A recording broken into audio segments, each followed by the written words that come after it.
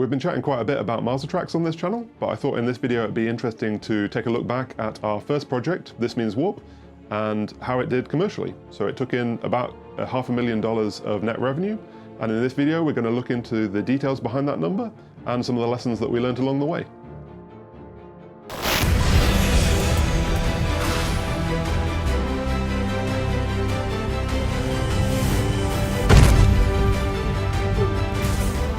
This Means Warp is a online multiplayer spaceship management roguelite.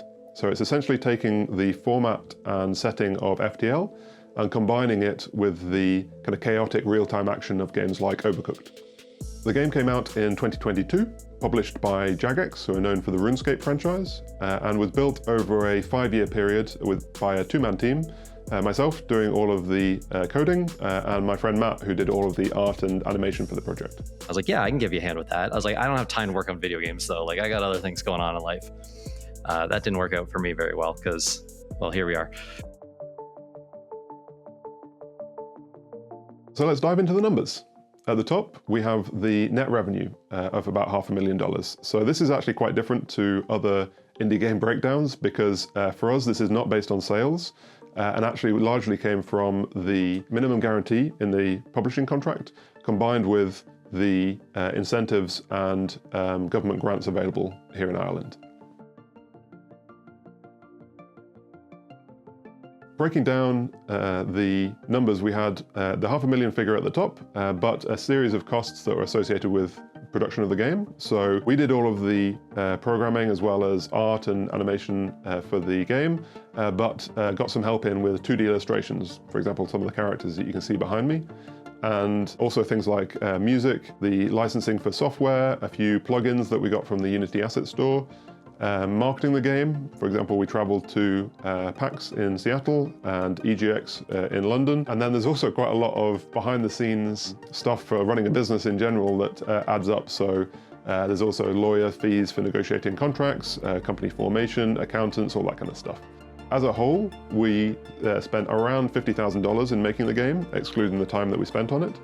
And if you subtract that from the net revenue and then split it between us over 5 years, that works out to about a $45,000 salary each, which is not bad. We're pretty pleased with that. The minimum wage here in Ireland is about $25,000, so we comfortably beat that. And considering both of us weren't always working on the game full-time over the course of that period, we're really happy with the financial results.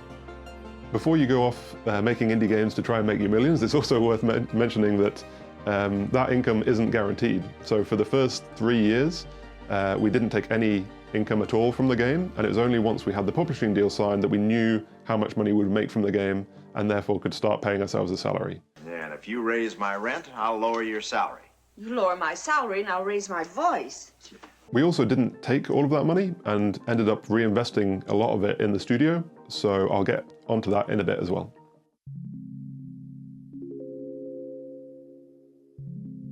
Looking at other games released in 2022, the $500,000 figure puts This Means Warp in the 97th percentile, which is amazing. If you look at games that were released on Steam in 2022, then the median revenue is under $1,000. And even if you discount games with under 100 reviews, so a lot of the spam or hobby projects or smaller games, the median revenue was still about $50,000 gross. So that works out to about 30 grand net. And if you consider that most games take a team of people multiple years to build, it just highlights how incredibly difficult it is to make a decent living making indie games. I don't do it for the money, Carl. I happen to love the field. But overall, This Means Warp was a real success for us. So let's take a look at some of the things that went right. And I think the first really was having a clear and concise hook that we could easily communicate to people. So This Means Warp, the unofficial tagline, was essentially multiplayer FTL. So if you're a fan of FTL and wanted to play the game with your friends, then This Means Warp was for you. The game design of This Means Warp actually ended up veering away from FTL as we got further into development, but the premise remained, and we started to see traction in a community of people that wanted that specific game based on playing FTL previously. The second element that I think we did well when developing This Means Warp was really engaging the community from an early stage and making fundamental changes based on their feedback. So we ran alpha playtests and betas and demos, and each time took the feedback that we got from the community on board and made really drastic changes to the roadmap based on their ideas and suggestions. This not only made the game so much better, but also developed a community of people who were really engaged and could see that what they were suggesting was being implemented, and develop that relationship with people directly. We had about 20,000 Steam wishlists from our own marketing efforts before we signed with the publisher for This Means Warp, and that was a big reason that we were able to negotiate a publishing contract in the first place. Interestingly, that places This Means Warp at about 500th in the most wishlisted games at the time, and now in 2025 we actually surpassed that number within a couple of months of announcing Mars Attacks, but still haven't cracked the top 1,000 wishlisted games yet. We're working on that. It really highlights just how saturated the market is and how difficult it is to break through the noise in 2025.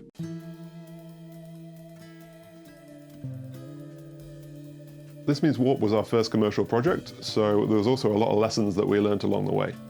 And the first one is probably one you hear from every indie game developer, but one thing that we didn't do too well on was scope. You're familiar with the phrase, man's reach exceeds his grasp. So we thought we were really keeping the scope controlled by having a fixed camera, limited number of characters, and also limited environments, so that we could control the amount of art assets. But one thing that we hadn't really considered when setting out to make This Means Warp was, in order for the game to be commercially viable, it had to have local multiplayer, online multiplayer, and single player, in case you can't find a game or don't have friends to play with at the time, and also needed to support mouse and keyboard input and gamepad input. Is localized into 6 languages. It's not necessarily that building out online multiplayer functionality is complicated, although it is incredibly complicated. The challenge really is that the amount of variations in the ways that the player can play exponentially increases the amount of testing that's required every time you add a new feature or make a change or fix a bug. Balancing the game ended up being really difficult because the game supports 1 to 4 players, but there was only me and Matt playing on a regular basis. So we really had to try and adapt to how people might play the game, especially when it came to player counts. What have you done for me lately? I've been suffering for the past 30 years, up to and including yesterday.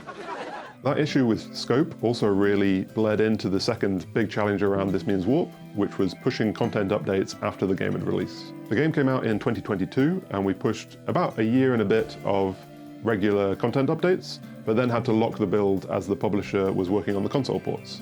After that, combined with the varying ways that players could play, the cost associated with making any change at all really increased exponentially, because the game not only had single player, online multiplayer, local multiplayer, and so on, but also needed to be supported on 4 platforms, so PC, Xbox, PlayStation, and Switch. What that meant was, due to the structure of our publishing deal, we wouldn't see any revenue from game sales until the publisher had recouped all of their investment, and we would essentially lose money on every update until the studio went bankrupt.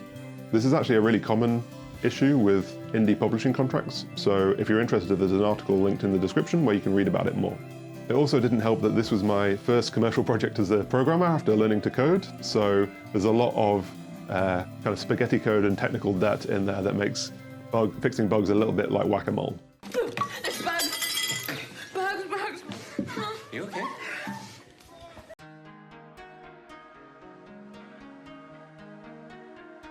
That being said, we had a load of fun making This Means Warp and building the community around it, so wanted to continue making video games. So we decided to reinvest a lot of the profits into growing the studio and making something really special, and that's where Mars Attacks came in. Combined with the profits from This Means Warp, we managed to bring on some investors and together expanded the team so that we could build something that we wouldn't be able to achieve on our own. We're also trying to apply a lot of the learnings that we took from This Means Warp to Mars Attacks. So for example, we just ran the first alpha playtest and are integrating the suggestions and making a load of really fundamental changes, and we'll be detailing some of those in the next episode, so stay tuned for that. I guess this wasn't technically a Mars Attacks devlog, but we run a competition with every video, so if this is you, then get in touch and claim your free Steam key. If you'd like to enter, all you need to do is be a subscriber to the channel and drop a comment down below. If you have any questions about indie game business in general, then just drop a comment and I'll try and get back to as many as I can.